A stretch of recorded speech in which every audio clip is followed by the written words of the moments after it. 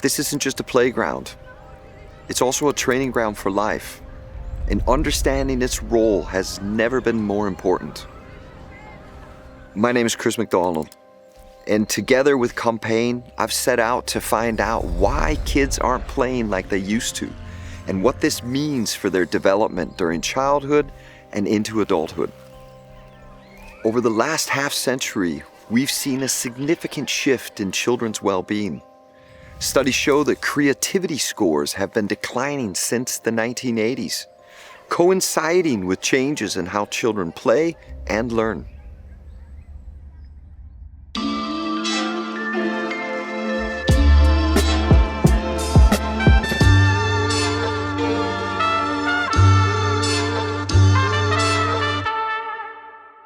Creativity has declined largely.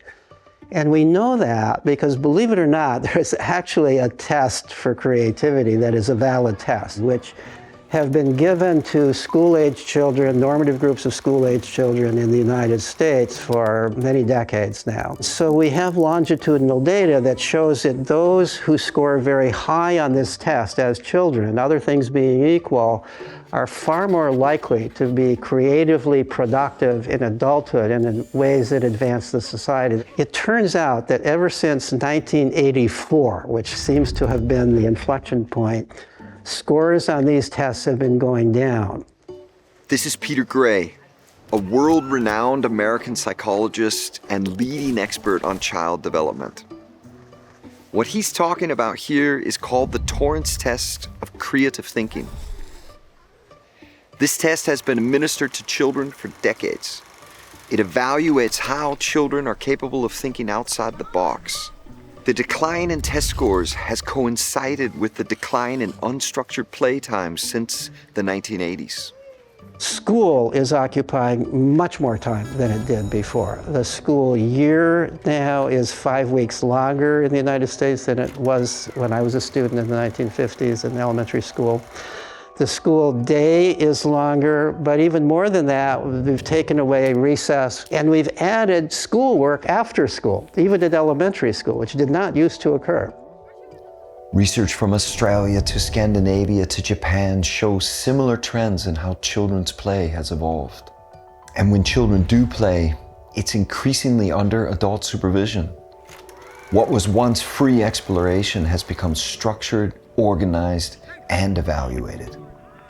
Instead of just going out to play, they're putting on uniforms, they're going out to some kind of a manicured field, they're following the directions of a coach, they're playing games that are being judged, the parents are there cheering them on or booing the umpire. This is not play. So what exactly is play?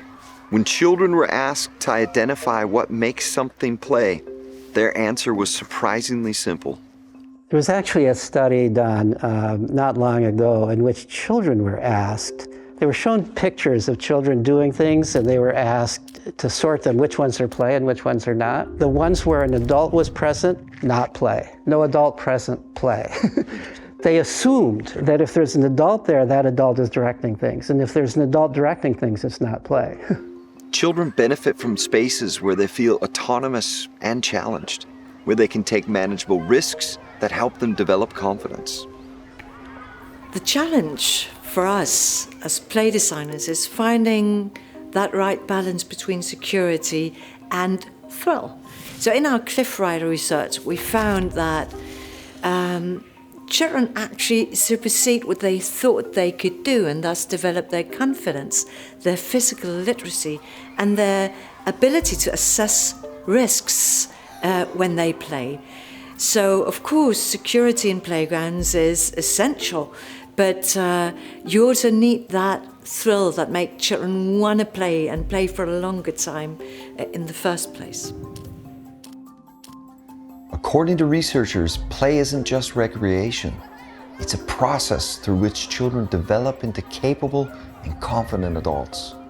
I think what people don't realize is play is absolutely essential. Play is how children develop the kinds of skills that they need to grow up.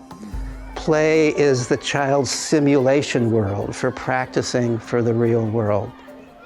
Understanding the power of play has profound implications for how we design spaces for children. When we do play equipment at Kampen, our vision, of course, is to bring joy and fun through playful movement, through playful discovery, playful creation and cooperation. When we succeed in that, we're actually helping children thrive because we see that innate urge to play and we support that and motivate that. So the right play spaces can help children develop their physical confidence, their social emotional skills, and even their cognitive creative thinking while simply having fun. The evidence seems clear. When children have access to high-quality play opportunities, they develop better physically, socially, emotionally, and cognitively. It is not right that so many children should be anxious and depressed. Childhood, including the teenage years, ought to be very happy years. Childhood and adolescence themselves, this is a big chunk of life. That should be a happy period of life. We should be very concerned if our children are not happy. Communities that prioritize thoughtful play spaces are seeing the difference in children's development. When policymakers, urban planners, and school administrators understand the value of play, they create environments where children can develop the essential skills for the future. As Peter Gray shows us, play is not just about fun. It's how humans learn, adapt, and thrive. That's why we as communities need to protect play and make sure it remains a natural part of childhood and life itself.